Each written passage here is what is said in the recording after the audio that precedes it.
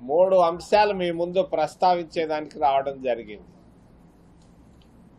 మొదటిది యుద్ధం,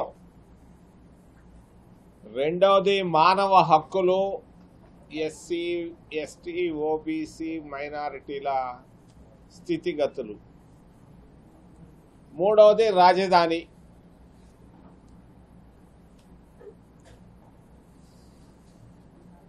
యుద్ధం మొదలైంది, మధ్యలో ఆగిపోయింది. అందరం ఊహించాం 1971 ఇందిరాగాంధీ చేసినట్టుగా యుద్ధం జరుగుతుంది అని అనుకున్నాం. లేదు 1999లో వాజ్పేయి కార్గిల్ యుద్ధం లాగా ఉంటుందని అందరం ఊహించాం. నేను యుద్ధ వీరులకు వారి సైనికులందరికీ తల వంచి వినయంగా వాళ్ళకి నమస్కారాలు తెలియజేసుకుంటూ మోడీ గారు యుద్ధాన్ని ప్రారంభించిన తర్వాత మధ్యలో ఆగిపోయారు. అమెరికా జోక్యం బాగా కనిపిస్తా ఉంది. ట్రంప్ చేతుల్లో మోడీ కీలుబొమ్మగా మారాడు అని అందరూ అనుకుంటున్నారు ఢిల్లీలో. నేను అంటోలేదు, కానీ అందరూ అనుకుంటున్నారు. ట్రంప్కి భారతదేశానికి ఏంటి మధ్యలో రహస్య ఒప్పందం? ఎందుకు ప్రారంభించారు? ఎందుకు మధ్యలో ఆగిపోయారు?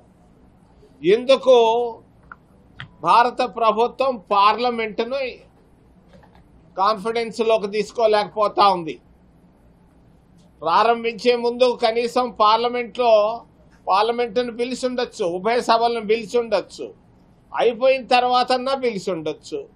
కనీసం ఏమీ లేకుండా భారతదేశాన్ని ఒక్క ట్రంప్ ఫోన్ కాల్తో ఆపుతున్నాడు అనేది భారత ఔన్నత్యానికి, భారత సార్వభౌమ అధికారానికి కొంచెం విమర్శలు వస్తున్నాయి. మరి ఏం జరిగింది?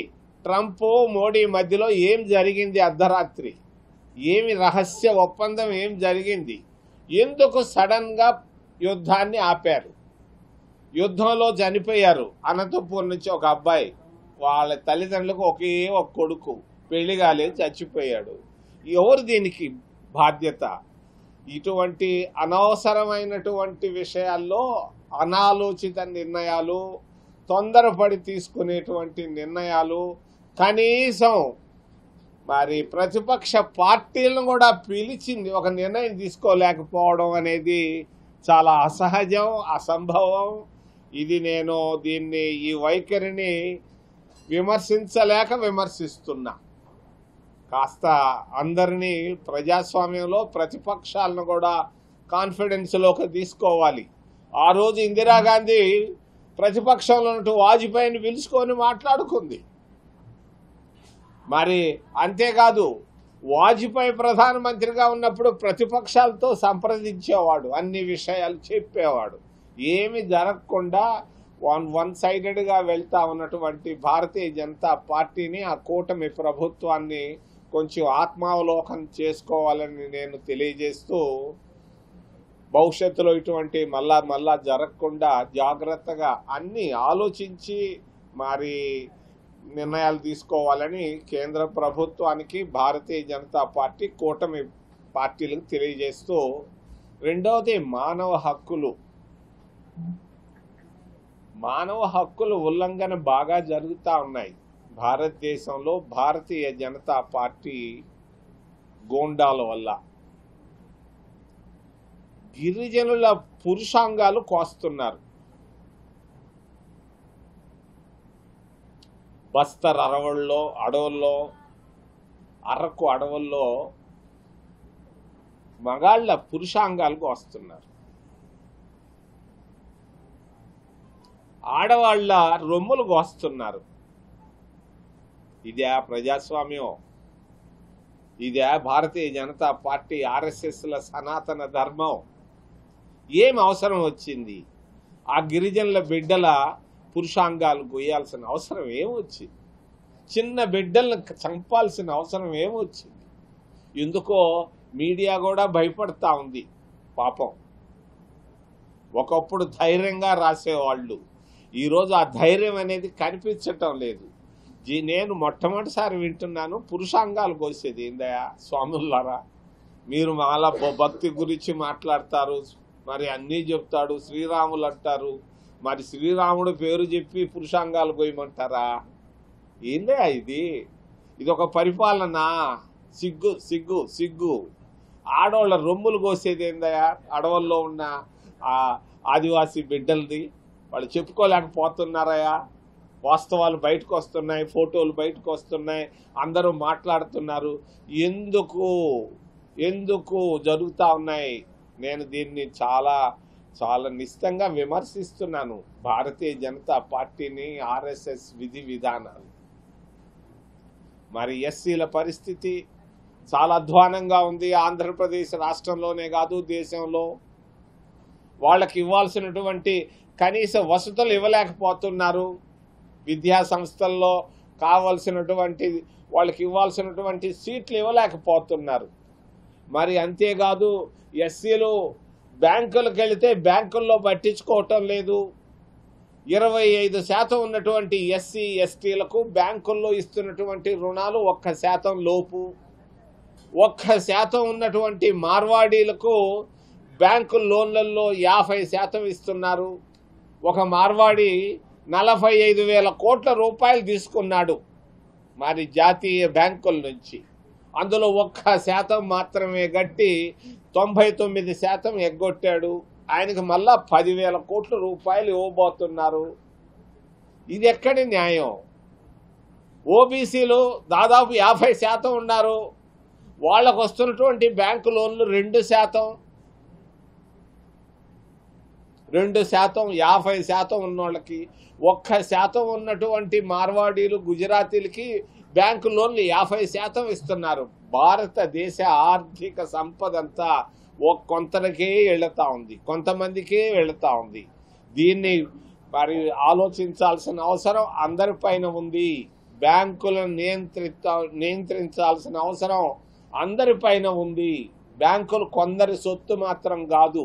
ప్రైవేటీకరణ నుంచి మనం తీసుకొచ్చాం, జాతీయం చేశాం బ్యాంకులన్నింటినీ.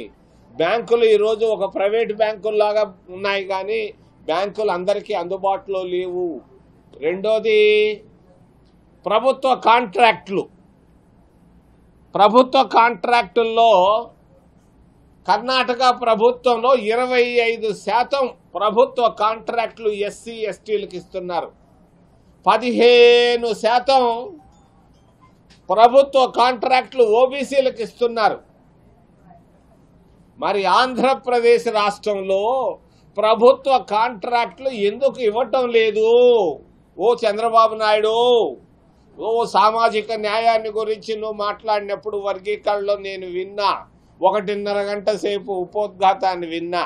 దీనికి జవాబు చెప్పు. ఎస్సీ ఎస్టీ ఓబీసీలకు ప్రభుత్వ కాంట్రాక్టుల్లో ఎందుకు ఇవ్వటం లేదు? వాళ్ళ దామాషా అంతా ఒక వర్గీకరణ చేసిన వాళ్ళకే ఇస్తున్నావు కాంట్రాక్టులు. కర్రతోమ చెట్టులు కొట్టేది కూడా నువ్వు ఎత్తుకోపోయి మరి పశ్చిమ గోదావరి జిల్లాలో ఒక నీ మిత్రుడికి ఇచ్చుకున్నావే ఏమి? మరి ఇక్కడ ఉన్నటువంటి మరి ఎంతోమంది బీటెక్ పాస్ అయినటువంటి వాళ్ళు గుంటూరు జిల్లాలో 1000 మంది ఉన్నారే, వాళ్ళకి ఇచ్చి ఉండొచ్చు కదా 80 కోట్ల కాంట్రాక్టు. మరి మైన్లు, నేను వెళ్ళాను పోయిన వారం మైన్ల ఆఫీసులకి, నేను అడిగాను ఎన్ని వేల మైన్లు ఉన్నాయి ఆంధ్రప్రదేశ్ రాష్ట్రంలో అని అడిగితే వాళ్ళు చెప్పుకొచ్చారు కొన్ని వేలు ఉన్నాయని చెప్పారు.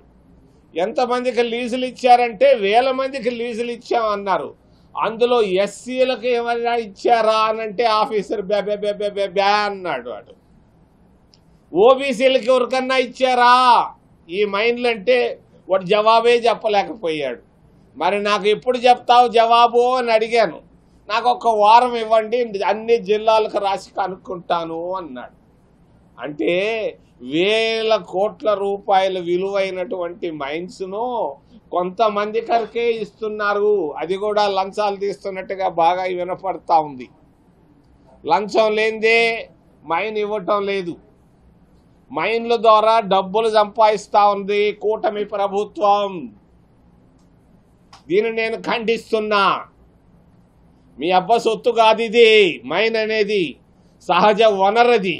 సహజ వనరులు సహజంగా అందరికీ పంచాలి. కొందరికే నీ ఇష్ట ప్రకారంగా పంచుకుంటే చూస్తూ ఊరుకో. దీని ఉద్యమాన్ని తయారు చేస్తాం ఖచ్చితంగా. ఉద్యమాన్ని ప్రతి జిల్లా కేంద్రంలో తయారు చేస్తాం. ఎంతోమంది చదువుకొని నిరుద్యోగులు ఉన్నారు ఆంధ్రప్రదేశ్ రాష్ట్రంలో. వాళ్ళకి ఇవ్వండి. ఇసుక కాంట్రాక్టులు ఎవరికి ఇస్తున్నారు? మీరు మీ సొంత వాళ్ళకి ఇచ్చుకుంటున్నారు. మరి దీన్ని ఆపాలని తెలియజేస్తూ మైన్లు కూడా మరి ఇటువంటి తప్పనిసరిగా వర్గీకరణ ఇక్కడ కావాలి. మాకు నర్సు ఉద్యోగాల్లో కాదు, పోలీస్ కానిస్టేబుల్ ఉద్యోగాల్లో కాదు, వర్గీకరణ ఇక్కడ తీసుకురావయా చంద్రబాబు నాయుడు అని తెలియజేస్తూ చివరిలో రాజధాని 70 సంవత్సరాల నాడు తిరుపతికి ఇస్తామనంటే తిరుపతి వద్దని సంజీవ్ రెడ్డి తీసుకెళ్ళాడు కర్నూలుకి. కర్నూలు నుంచి హైదరాబాద్ పోయింది. హైదరాబాద్ నుంచి తొళ్ళూరుకు వచ్చింది. మరి దానికి కాదని ఒక ఆయన 3 దగ్గరలు అన్నాడు, ఇంకొక ఆయన కాదు ఇక్కడే అని అన్నాడు. దాని జోక్యానికి నేను ఇప్పుడల్లా పోను, టైం ఇద్దాం బాగా. కానీ రాజధాని అనేది ఒక రియల్ ఎస్టేట్ కాకూడదు. రాజధాని నగరం అనేది ఒక రియల్ ఎస్టేట్ కాకూడదు. రాజధాని కట్టేదానికి రాఘవులు చెప్పాడు, బివి రాఘవులు సిపిఎం నాయకులు, 1000 ఎకరాలు చాలయ్యా, నీకు 1000 ఎకరాల్లో సర్దుబాటు చేసుకోవయ్యా అని అన్నాడు. నిజం. హైదరాబాద్కు 1000 ఎకరాలు ఉంది. మద్రాసు రాష్ట్రంలో ఎన్ని ఎకరాలు ఉన్నాయి? కర్ణాటకలో ఎన్ని ఎకరాలు ఉంది? మరి ఇక్కడ ఎందుకు? భువనేశ్వర్లో ఎన్ని ఎకరాలు ఉన్నాయి? ఢిల్లీలో ఎన్ని ఎకరాలు ఉన్నాయి? ఈరోజు ఆంధ్రప్రదేశ్లో కట్టబోయే రాజధానికి నిన్న ఒక మిత్రుడు చెప్తున్నాడు, ఇంకొక 40,000 ఎకరాలు నాకు కావాలి అని. ఎందుకాయి నీకు 40,000 ఎకరాలు? నువ్వు ఎక్కడ అమ్ముకుంటున్నావు మాకు తెలుసు, ఎక్కడ డైలాగ్ స్టార్ట్ అవుతుందో తెలుసు, ఎంత కరప్షన్ ఉందో రాజధాని నగరంలో తెలుసు మాకు. ఇదొక రియల్ ఎస్టేట్ కేంద్రంగా తయారు కాకూడదు. రాజధాని అనేది ఒక పవిత్రమైనటువంటి స్థలంగా భావిస్తాం. మేము ఇష్టం ఉన్నా లేకపోయినా ఒప్పుకుంటాం. కానీ రాయలసీమ జిల్లాల్లో ఒంగోలు నుంచి కర్నూలు దాకా అందరూ బాత్తో ఉన్నారు. ఈ గవర్నెన్స్ అనేది ఒకటి వచ్చింది. ఇంకొకటి వాట్సాప్ పరిపాలన అని మీరే చెప్పారే.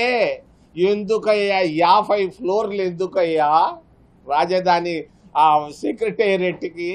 నీవు ఇది ఉత్సాహానికి నేను మెచ్చుకుంటాను, కానీ నువ్వు చెప్పే మాటల్లో ఆంతర్యం ఏంటయా? 50 అంతస్తుల భవనం ఎందుకయా?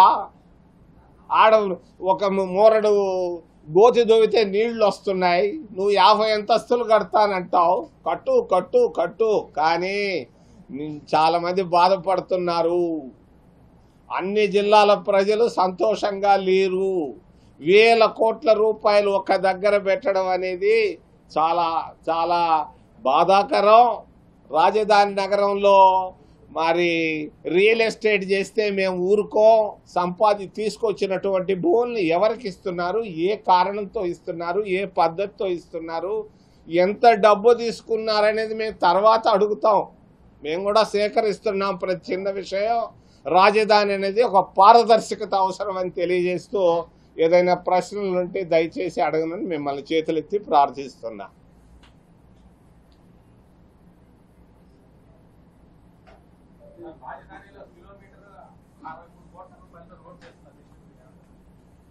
అయ్యా 63 కోట్లతో వేసుకుంటాడు ఆయన, మా పెద్ద ఆయన 100 కోట్లతో కూడా వేసుకుంటాడు. కానీ విమర్శలకు తావు లేకుండా చేయడం మంచిది. విమర్శలు బాగా వినపడుతున్నాయి రాయలసీమ జిల్లాల్లో. ఎవరు సంతోషంగా లేరు, ఎవరు గుంటూరు వైపు రావటం లేదు, లోపల మదన పడుతున్నారు. విమర్శలకు తావు లేకుండా ఏ పని చేసినా బాగుంటుందని తెలియజేస్తున్నారు.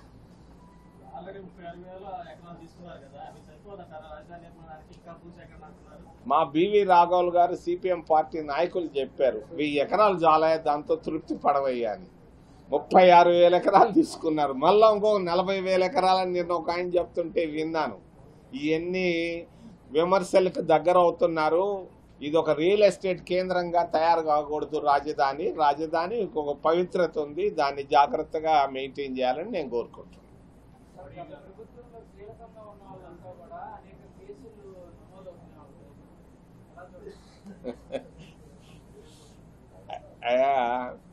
ఇది కొంత సంయమనం అవసరం. ప్రతిపక్షాలని గౌరవించుకుంటూ పోతేనే పాలకపక్షానికి మంచిది. కేసులు పెట్టుకుంటా పోతుంటే ఆ రోజు మొరార్జీ దేశాయ్ అని ఒక ఆయన ఉండేవాడు, ఇందిరాగాంధీ పైన షా కమిషన్లన్నీ వేసి ఇబ్బంది పెట్టాడు. అట్ట లేకుండా చాలా చాలా చాలా సంయమనంతో పోతే మంచిది. కేసులు ఎక్కువ పెట్టడం కూడా అంత మంచిది కాదు. చట్టం తన పని చేసుకుంటుంది తప్పనిసరిగా.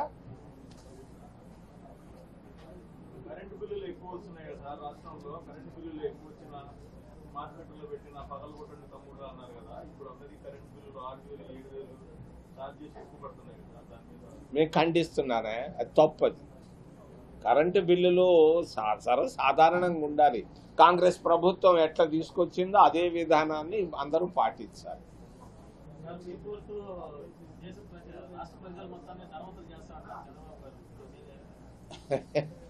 అయ్యా నేను ఒక మాట చెప్తా, మీరు అడిగారు కాబట్టి. నేను కుప్పానికి వెళ్ళి ఆయన సొంత నియోజకవర్గానికి, ఆయన బహుశా ఈ వారంలో పోతున్నట్టున్నాడు. అక్కడ ఒక యూనివర్సిటీ ఉండే, ద్రవిడియన్ యూనివర్సిటీ. ఆ ద్రవిడియన్ యూనివర్సిటీలో 1 సంవత్సరంగా జీతాలు రావటం లేదు. మరి ఆయన చదువుకున్న వెంకటేశ్వర యూనివర్సిటీకి పోయాను.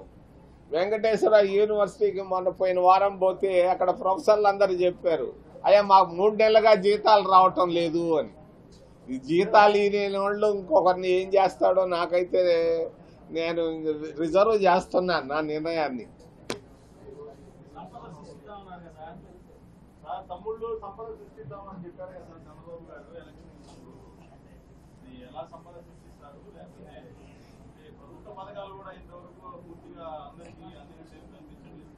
ఎవరికి అందటం లేదు. చాలా అసంతృప్తి మొదలైంది కూటమి ప్రభుత్వం పైన. నేను వచ్చే ముందు రాత్రి ఒక 3-4 చీఫ్ సెక్రటరీలు, రిటైర్ అయిన చీఫ్ సెక్రటరీలతో మాట్లాడాను. ఆర్థిక శాస్త్రం బాగా తెలిసిన వాళ్ళు నాకు చెప్పుకొచ్చారు, ఆయన రాంగ్ ట్రాక్ లో ఉన్నారు, ఆయన సరైన సలహాదారులు లేరు, ఆయన కష్టాల్లో పడుతున్నాడు, ఆ రాష్ట్రం బ్యాంక్రప్ట్ స్టేట్ అవుతా ఉందని చెప్పారు.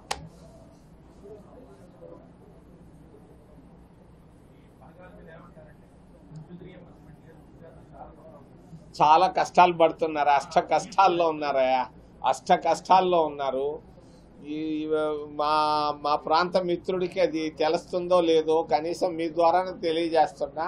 వెంటనే చెప్పిన సూపర్ 6 కంప్లీట్ చేయమని నేను కోరుకుంటున్నాను.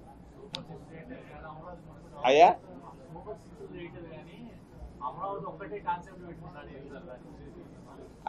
నేను చెప్పాను కదా, రాజధాని రియల్ ఎస్టేట్ చేస్తున్నారు వాళ్ళు.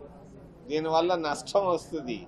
అట్ట అడుగు తవ్వితే నీళ్లు వస్తున్నాయి, వీళ్ళు ఇక్కడేంది కట్టేది.